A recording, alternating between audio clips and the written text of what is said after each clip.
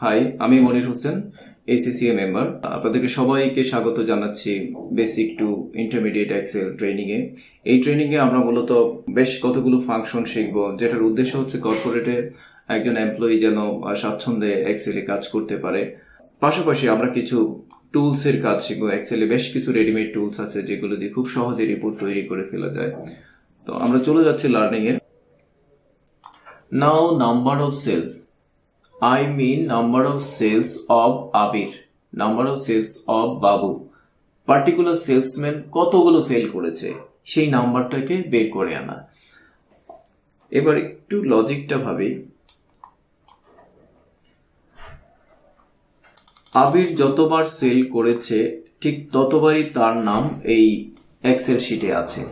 অর্থাৎ আমাকে বের করতে হবে এখানে আবির কতবার আছে। আবির একবার আছে, দুবার আছে, তিনবার আছে, অথবা বাবু একবার, দুবার, তিনবার। সেই যতবার সেল করেছে, অর্থাৎ number of sales equal to তাদের ওই সেলসম্যানের কলামে তাদের নামগুলো। তাহলে আমি এটাকে করব এগেইন, যেহেতু আমরা জানি নাম কোনো কিছু কাউন্ট করার জন্য কাউন্ট ফাংশন ইউজ করতে হয়, আমরা ইউজ করব কাউন্ট ইফ। কাউন্ট ইফ, যেহেতু একটা কন্ডিশন আছে শুধু আবির, কন্ডিশন থাকলেই ইফ আসবে, কন্ডিশন থাকলে ইফ আসবে। দেন এখানে দুটো জিনিস আমাকে দেখাতে হবে, একটি রেঞ্জ আর একটি ক্রাইটেরিয়া। তো আমরা জানি রেঞ্জ হচ্ছে সেই জায়গাটা যেখানে ক্রাইটেরিয়াকে খুঁজে পাওয়া যায়। তো এটা হচ্ছে আমার range, and I'm locking this by pressing F4, comma criteria. Criteria হচ্ছে আবির। বেশ, এবার আপনি টেনে দিন। বেশ, আর এখানে টোটাল নাম্বার অফ সেল বের করার জন্য আমরা এটা করতে পারি টোটাল 11, আমাদের আগের 11 সাথে মিলে গেছে। এবার এভারেজ, পার্টিকুলার সেলসম্যানের এভারেজ সেল কত। আমরা উপরে দেখেছি যে টোটাল এভারেজ হচ্ছে আমাদের 2127, বাট শুধু আবির 8500 সেল করেছে। এটা দিয়ে ভাগ করলে যে এভারেজটা হবে সেটা আমরা বের করব একটা এভারেজ ফাংশন দিয়ে, এভারেজ ইফ।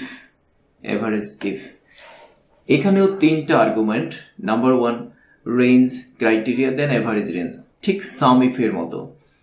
রেঞ্জকে আমরা সিলেক্ট করে দিচ্ছি একইভাবে সেলসম্যানের কলাম, F4 দিয়ে লক করলাম। দেন ক্রাইটেরিয়া, কমা এভারেজ রেঞ্জ হিসেবে আমরা সেলস এর ফিগারগুলো দিলাম এবং লক করে দিলাম। Then close the bracket. Average range, অর্থাৎ টোটাল এভারেজ থেকে আবিরের এভারেজটা একটু বেশি, মানে অ্যাবাভ এভারেজ তার হচ্ছে পারফরমেন্স। আমরা এটাকে টেনে দিলাম। এভাবে প্রত্যেক সেলসম্যানের এভারেজ বের হয়ে গেল।